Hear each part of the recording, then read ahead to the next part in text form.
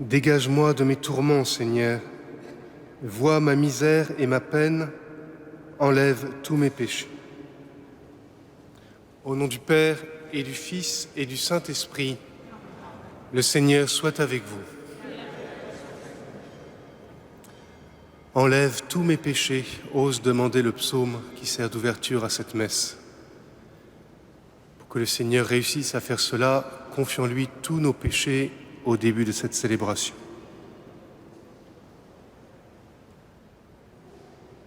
Je confesse à Dieu Tout-Puissant, je reconnais devant mes frères que j'ai péché, en pensée, en parole, par action et par omission.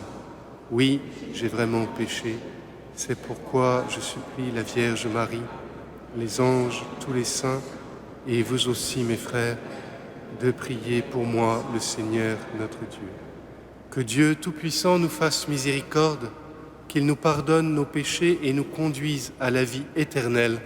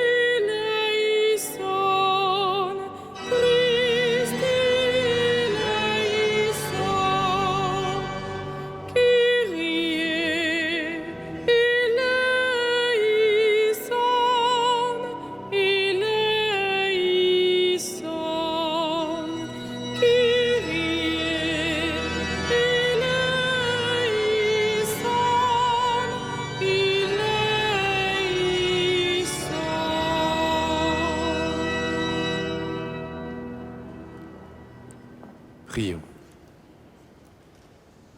Accorde à tes fidèles, Seigneur, de s'appliquer de toute leur âme à la préparation de Pâques. Que le renoncement imposé à notre corps porte en chacun de nous des fruits spirituels. Par Jésus-Christ, ton Fils, notre Seigneur et notre Dieu, qui règne avec toi et le Saint-Esprit maintenant et pour les siècles des siècles.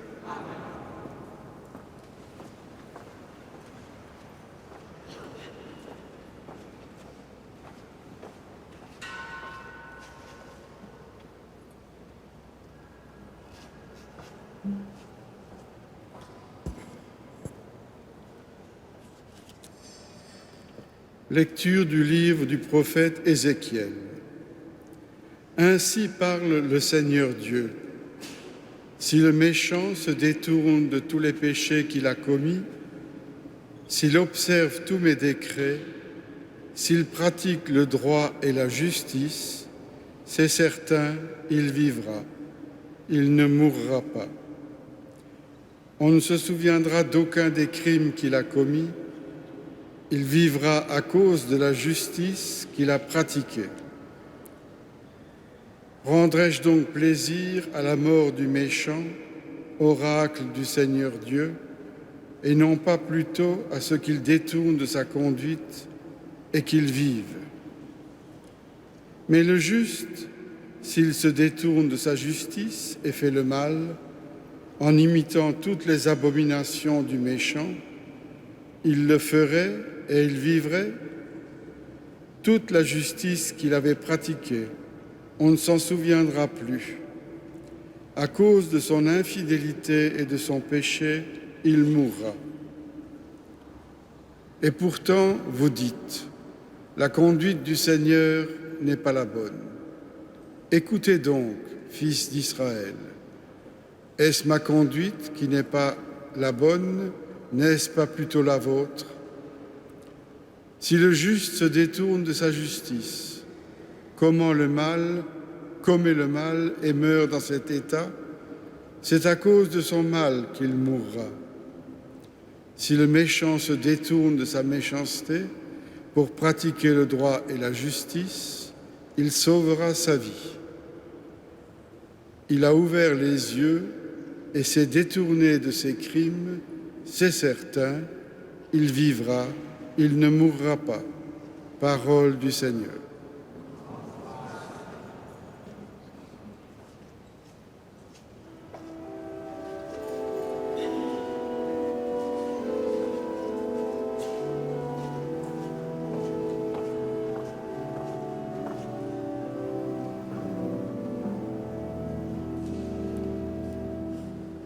Si tu retiens les fautes, Seigneur, Seigneur qui subsistera. Si tu retiens les fautes, Seigneur, Seigneur qui subsistera. Des profondeurs, je crie vers toi, Seigneur. Seigneur, écoute mon appel, que ton oreille se fasse attentive au cri de ma prière. Si tu retiens les fautes, Seigneur, Seigneur qui subsistera. Si tu retiens les fautes, Seigneur, Seigneur qui subsistera. Mais près de toi se trouve le pardon pour que l'homme te craigne. Si tu retiens les fautes, Seigneur, Seigneur qui subsistera. J'espère le Seigneur de toute mon âme. Je l'espère et j'attends sa parole. Mon âme attend le Seigneur, plus qu'un veilleur ne guette l'aurore. Si tu retiens les fautes, Seigneur, Seigneur qui subsistera. Oui, près du Seigneur est l'amour, près de lui abonde le rachat. C'est lui qui rachètera Israël de toutes ses fautes. Si tu retiens les fautes, Seigneur, Seigneur qui subsistera.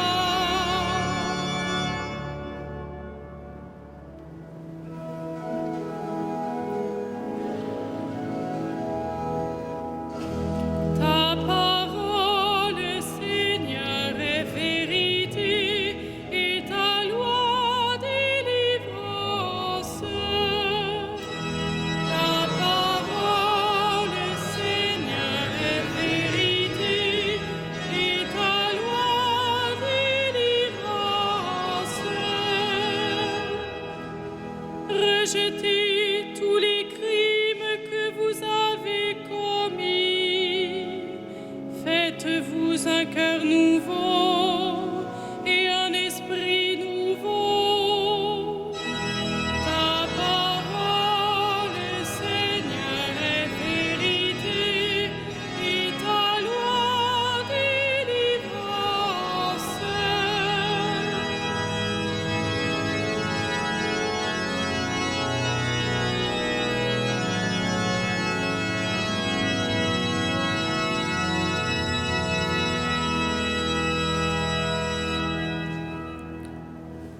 Le Seigneur soit avec vous. Évangile de Jésus, Christ, selon saint Matthieu. En ce temps-là, Jésus disait à ses disciples : « Je vous le dis, si votre justice ne surpasse pas celle des scribes et des pharisiens, vous n'entrerez pas dans le royaume des cieux. Vous avez appris qu'il a été dit aux anciens : tu ne commettras pas de meurtre. Et si quelqu'un commet un meurtre, il devra passer en jugement. Eh bien, moi, je vous dis, tout homme qui se met en colère contre son frère devra passer en jugement. Si quelqu'un insulte son frère, il devra passer devant le tribunal. Si quelqu'un le traite de fou, il sera passible de la géhenne de feu. Donc, lorsque tu vas présenter ton offrande à l'autel, si là tu te souviens que ton frère a quelque chose contre toi, laisse ton offrande là, devant l'autel. Va d'abord te réconcilier avec ton frère et ensuite viens présenter ton offrande. Mets-toi vite d'accord avec ton adversaire pendant que tu es en chemin avec lui, pour éviter que ton adversaire ne te livre au juge, le juge aux gardes, et qu'on ne te jette en prison. Amen, je te le dis, tu n'en sortiras pas avant d'avoir payé jusqu'au dernier sou. Acclamons la parole de Dieu. Louange à toi, Seigneur Jésus.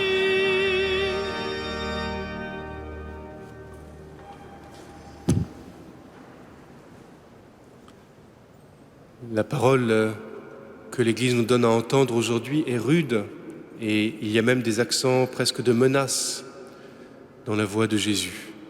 Il faudrait, comme on dit, déplier longuement tout cela pour pouvoir le méditer. Mais peut-être nous pouvons juste retenir 3 points pour aujourd'hui.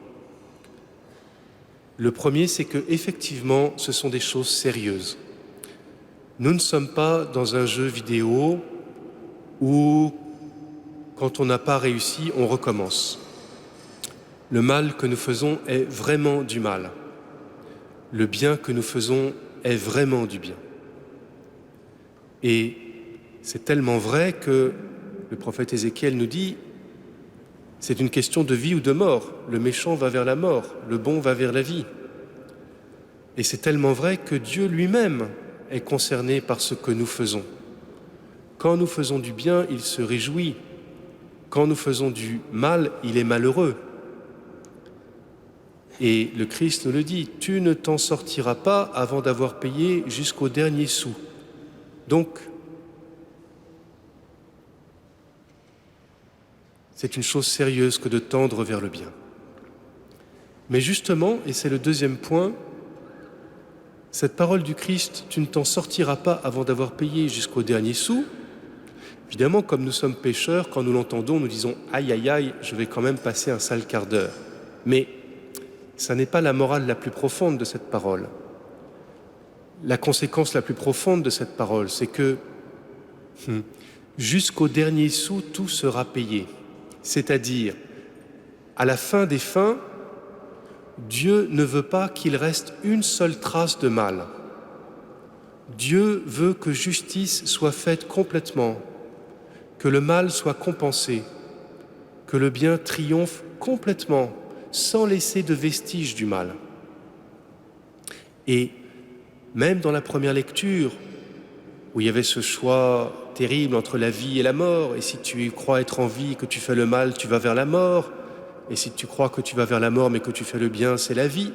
En fait, le texte commence en disant « Le Seigneur veut la vie », et il se termine, si vous le reprenez, en disant « Le Seigneur veut la vie ».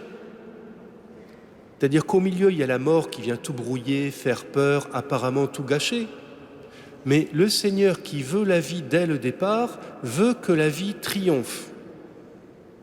Et ainsi, si nous sommes amenés à payer jusqu'au dernier sou, ça n'est pas pour nous punir parce que tout ça est très mal, c'est pour effacer le mal parce que le bien doit gagner. Et quand nous méditons à cette lumière, nous pouvons ajouter un dernier point. Le Christ dit « Mets-toi vite d'accord avec ton adversaire pendant que tu es en chemin avec lui, sinon ça peut devenir dangereux pour toi. » En réalité, nous qui connaissons la clé de l'histoire, nous savons que c'est lui qui est venu faire le chemin avec nous. Et que c'est pas seulement qu'il s'est mis d'accord avec des adversaires, c'est que il a pris la place de l'adversaire pour que le mal ne nous atteigne pas jusqu'au bout, pour que le bien puisse nous rejoindre, quelles que soient les conséquences du mal que nous avons commis. Il a pris sur lui pour que le bien soit possible en toutes circonstances et pour que nous soyons toujours capables de faire le bien. Et ceci jette une lumière particulière peut-être sur nos efforts de carême. Si par nos efforts de carême nous essayons d'être plus fidèles au Christ, de suivre le Christ, ça veut dire que quand nous essayons de faire le bien, ça n'est pas seulement, ça n'est peut-être pas d'abord pour effacer le mal. Bien sûr, il faut quand même que le bien dépasse le mal que nous faisons. Mais si nous faisons le bien, c'est aussi pour que le bien rejoigne les autres.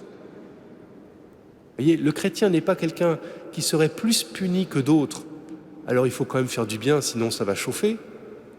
Le chrétien est celui qui sait que même quand il est pécheur, par la grâce du Christ, il est capable de prendre sur lui, de faire le bien, d'aller se réconcilier avec ceux qui lui en veulent, à tort ou à raison, de prendre l'initiative du pardon, de prendre l'initiative de se donner de la peine, pour que le bien non seulement passe par lui, mais pour que le bien atteigne les autres. Comme le Christ a pris sur lui notre peine, pour que le bien nous rejoigne. Alors, comme le disait la prière d'ouverture de cette messe, que le Seigneur nous fasse la grâce de nous appliquer de toute notre âme aux efforts du carême, pour que chacun de nous puisse porter des fruits spirituels, des fruits que même les autres pourront cueillir, goûter et savourer. Amen.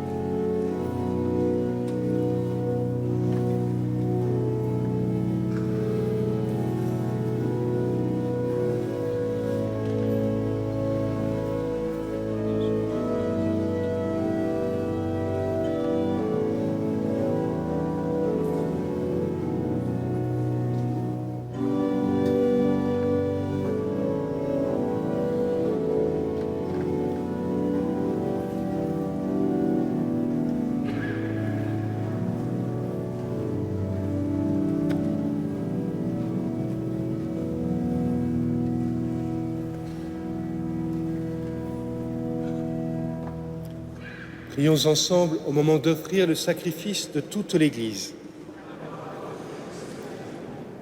Accueille avec bonté, Seigneur, le sacrifice offert dans cette Eucharistie.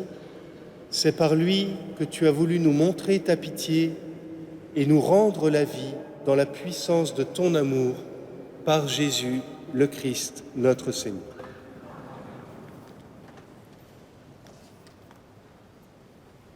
Le Seigneur soit avec vous. Élevons notre cœur.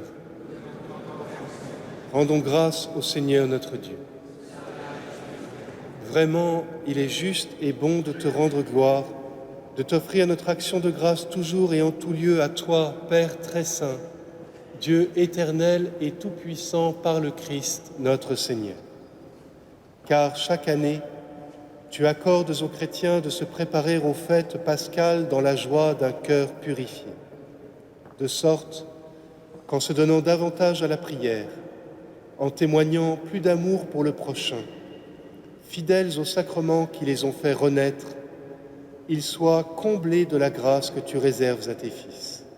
C'est pourquoi, avec les anges et tous les saints, nous proclamons ta gloire en chantant d'une seule voix.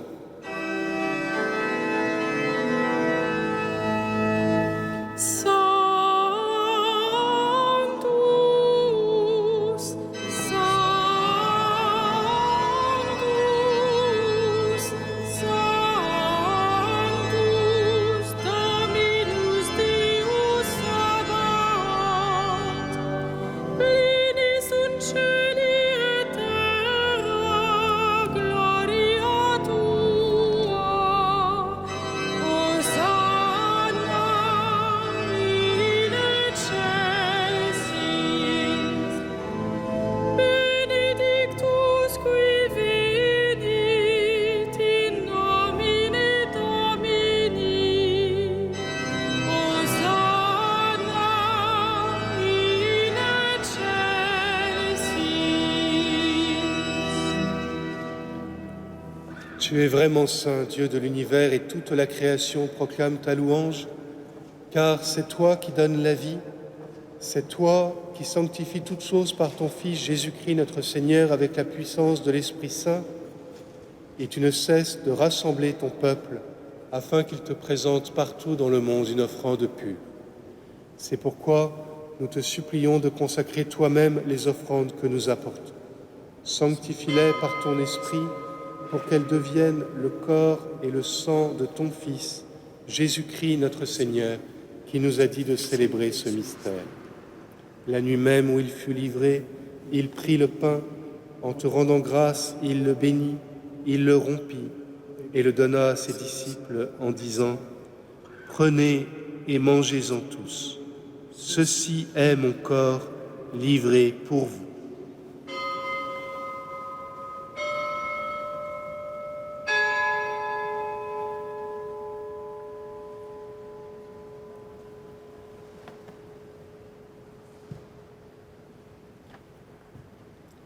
De même, à la fin du repas, il prit la coupe.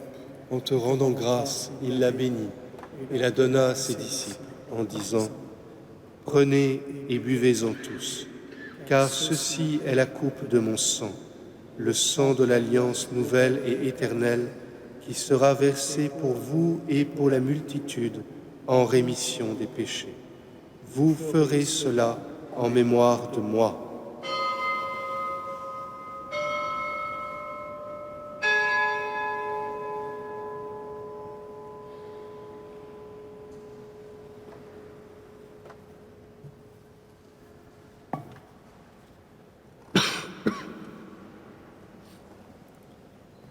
Proclamons le mystère de la foi.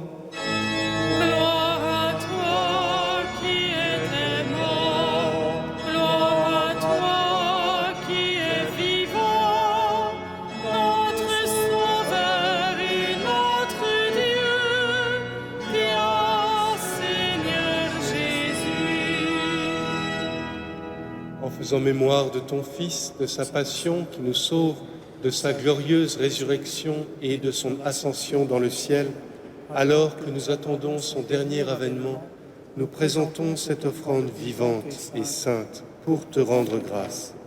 Regarde, Seigneur, le sacrifice de ton Église et daigne y reconnaître celui de ton Fils qui nous a rétablis dans ton alliance.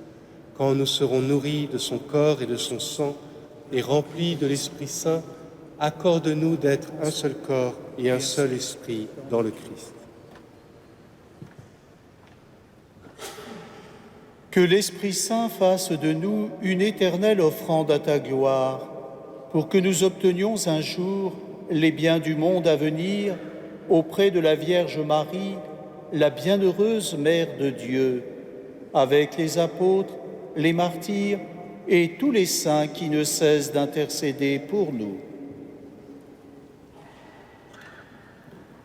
Et maintenant, nous te supplions, Seigneur, par le sacrifice qui nous réconcilie avec toi, étends au monde entier le salut et la paix, affermis la foi et la charité de ton Église au long de son chemin sur la terre. Veille sur ton serviteur, le pape François et notre évêque André, l'ensemble des évêques, les prêtres, les diacres et tout le peuple des rachetés. Écoute les prières de ta famille assemblée devant toi, en particulier celles que nous formons pour Daisy et Rommel. Et ramène à toi, Père très aimant, tous tes enfants dispersés. Pour nos frères défunts, pour les hommes qui ont quitté ce monde et dont tu connais la droiture, nous te prions. Reçois-les dans ton royaume, où nous espérons être comblés de ta gloire tous ensemble et pour l'éternité, par le Christ notre Seigneur, par qui tu donnes au monde toute grâce et tout bien. Par lui, avec lui et en lui, à toi, Dieu le Père Tout-Puissant, dans l'unité du Saint-Esprit, tout honneur et toute gloire pour les siècles des siècles. Comme nous l'avons appris du Sauveur et selon son commandement, nous osons dire « Notre Père, qui es aux cieux, que ton nom soit sanctifié, que ton règne vienne, que ta volonté soit faite sur la terre comme au ciel. Donne-nous aujourd'hui notre pain de ce jour. Pardonne-nous nos offenses, comme nous pardonnons aussi à ceux qui nous ont offensés, et ne nous soumets pas à la tentation, mais délivre-nous du mal. Délivre-nous de tout mal, Seigneur, et donne la paix à notre temps par ta miséricorde. Libère-nous du péché. Rassure-nous devant les épreuves, en cette vie où nous espérons le bonheur que tu promets, l'avènement de Jésus-Christ, notre Sauveur. Car c'est à toi qu'appartiennent le règne, la puissance et la gloire pour les siècles des siècles. Seigneur Jésus-Christ, tu as dit à tes apôtres, « Je vous laisse la paix, je vous donne ma paix. » Ne regarde pas nos péchés, mais la foi de ton Église. Pour que ta volonté s'accomplisse, donne-lui toujours cette paix et conduis-la vers l'unité parfaite, toi qui règnes pour les siècles des siècles. Amen. Que la paix du Seigneur soit toujours avec vous. Et avec votre esprit. Dans la charité du Christ, donnez-vous ça.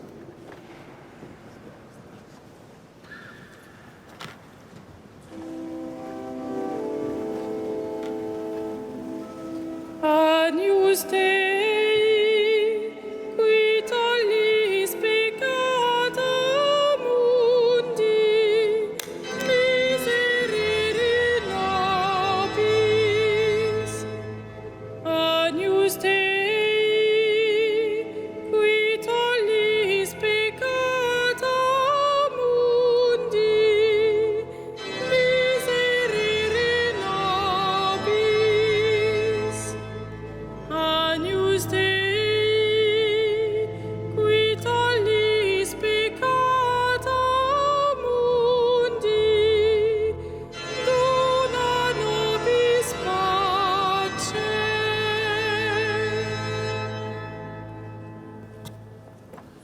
Heureux les invités au repas du Seigneur. Voici l'agneau de Dieu qui enlève le péché du monde. Seigneur, je ne suis pas digne de te recevoir. Je m'ai dit seulement une parole et je serai guéri.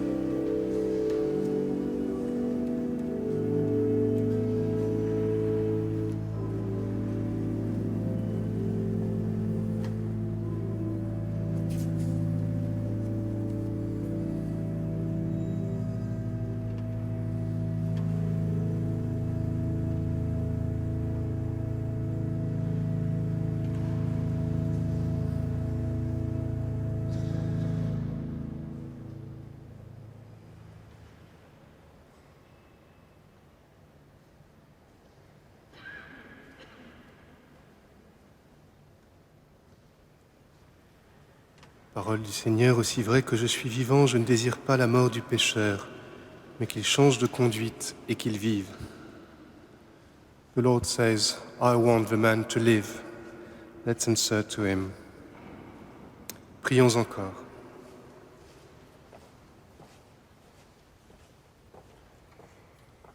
De ce repas dont tu nous as nourris, Seigneur, nous attendons un renouveau, qu'il arrache nos cœurs à leur vieillissement, pour nous faire communier au mystère du salut par Jésus, le Christ, notre Seigneur.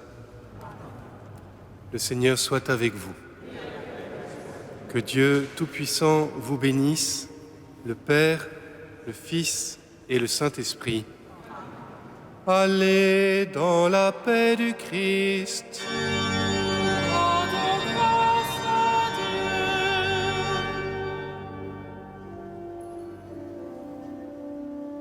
Ave Regina Caelorum.